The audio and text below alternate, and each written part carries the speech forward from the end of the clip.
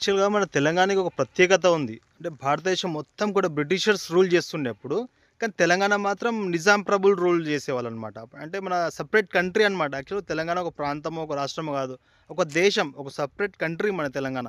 Currency సెపరేట్‌గా ఉండేది. ఇక్కడ ఆచార వ్యవహారాలు కొంచెం డిఫరెంట్‌గా ఉండేటివి. అంటే ఒక దేశానికి కావాల్సిన వసతులన్నీ కూడా రైల్వేస్ గానీ, ఎయిర్‌వేస్ గానీ అన్నీ ఉండేటివి మన తెలంగాణలో.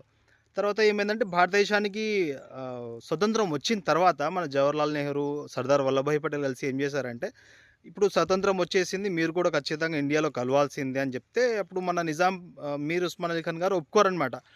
ఒప్పుకోకపోతే అప్పుడు ఆపరేషన్ పోలోని యుద్ధంకి వస్తే, అప్పుడు మన ఉస్మాన్ అలీ ఖాన్ గారు ఆలోచించి, లేదు కలిపేస్తున్నాం మీ ఇండియాలో అని చెప్పేసి, ఇండియాలో విలీనం చేసేస్తారు. అప్పుడు మన తెలంగాణ సెపరేట్ స్టేట్ అయితదనమాట. అప్పుడు తెలంగాణ సెపరేట్ స్టేట్ ఉండేది.